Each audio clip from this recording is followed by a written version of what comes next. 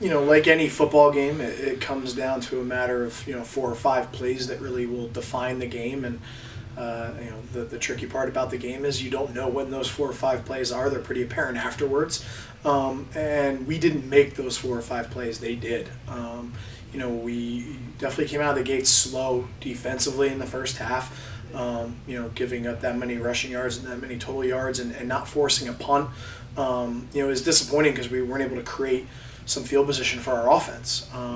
Obviously the fake punt in the first half was a big momentum builder, and we were able to punch a touchdown in after that. But really being able to answer the call defensively, it just wasn't there in the first half. In the second half, we constantly were able to create some field position. We got some good field position from our special teams, created a turnover. Unfortunately, we weren't able to finish out a couple drives, whether it was, we had a touchdown called back, missed some opportunities in the second half to really close out the game. And I think, our guys learned a valuable lesson. I think they know it's a game that we had our chances to win. And hopefully that just leaves us that much more hungry, going into this week. Look at how you work from a preparation standpoint, and we've tried to build in maybe some more team-related 11-on-11 stuff early into practice, just making sure that, hey, we come out of the gates and we're rolling. And I think that's the biggest thing that we're going to look at is our both offensively and defensively, that first drive of each half. Really comes down to game planning and preparation, and obviously we did a poor job of that, especially on the defensive side of the ball on Friday night. So I think you look at internally, but then as a coach, obviously you're always looking at, well, what could we have done better? Well, how could we have better prepared our guys so that they are coming out of the gates and not waiting until the second half to really try to turn it on. So our philosophy on the special teams, in any of our special teams units, is aggressiveness. We want to change the course of the game because of our special teams play. We have to win that phase of the game. So one, obviously giving them that mantra and building that philosophy within it, but also schematically just creating ourselves some opportunities where we are allowing our players to go make plays and make those big plays. And Justin, our punter, Justin Kaffenberger, has done a great job of that the last 2 years. For us, it's a thing where he always has the option, within reason, to be able to make a play if it's there.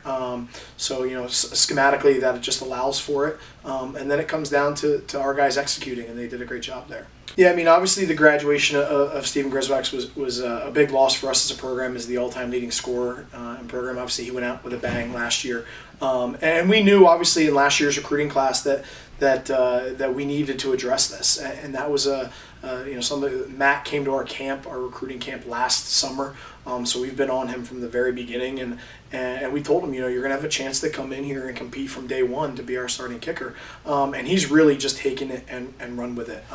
He's got a really strong leg.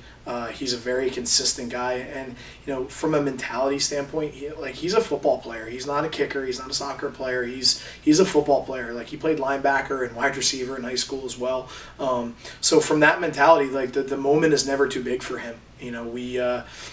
We ended preseason camp with a 50-yard field goal that he hit to walk off to get out of conditioning. So the moment hasn't been too big for him, which is great. And it was great just to see him go out there and split the uprights a couple times. Obviously we had the one tipped at the line, which I think maybe he'll tell you that he probably could have got it up a little higher. But I think he definitely has the leg and the consistency, and to couple along with that the kickoffs. He's got tremendous hang time. It gives our guys a chance to get down there and really cover.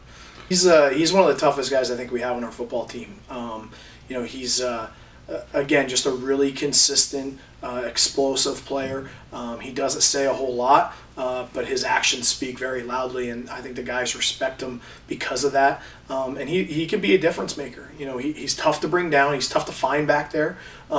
But also he's not an easy tackle. He can catch the ball in the backfield. He creates some mismatch problems for us, for defenses. So we try to use him accordingly. And I think, obviously a lot of credit goes to the offensive line there. I think they did a tremendous job in the second half. We rushed for, I want to say, 60 yards in the first half and almost 120 in the second half.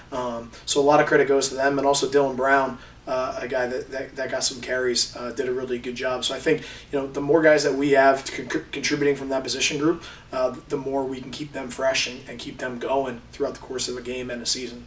They're definitely a big physical team. They're very athletic in the skill positions. Obviously I think historically we haven't fared too well against them as a program, and we're looking to change that. I think from a confidence level, we know as a program that we can compete and beat anybody that's on our schedule. So for us, it's an opportunity to go down there to our first away game, our first experience, traveling on the road as a team, and our first conference game. So it's we're excited for the opportunity. Obviously, it's a night game, so I'm sure they'll be, for their home opener, they'll be excited.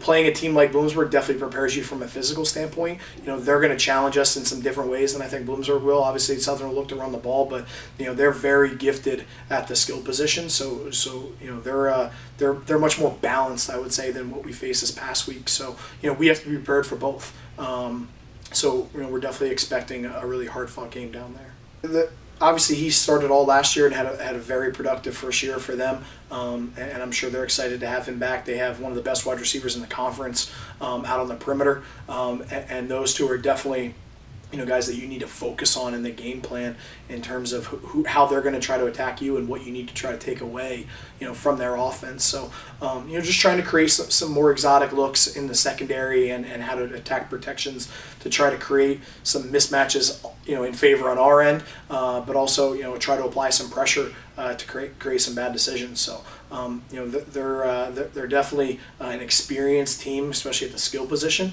and they've got some big solid offensive linemen up front. So it's going to be a test for our defense for sure. They definitely look to challenge you defensively. They'll play some tight coverage, play some man-free coverage, and they get after the quarterback. That's kind of what they do well. If you allow them to get up on you, and in terms of where you're not able to run the ball as consistently as you'd like, they're really able to pin their ears back, and they've got one of the best pass rushers I think in the conference coming off the edge for them. So we have to look to create some tempo from our side of the ball and be able to establish the run, obviously, and at the end of the day, it all comes down to being able to protect the quarterback so that we can deliver the ball on time. So they're definitely going to look to challenge us. They're athletic, but our guys are going to be up for the challenge.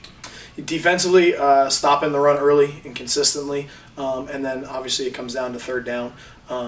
Offensively, being able to establish the run game and control the game, from the offensive side of the ball. And special teams, we need to play flawless special teams. We need to constantly create field position, similar to what we did in the second half. And then we're really looking for that game-changing play out of special teams as well. I think that could really go a long way towards the outcome of the game.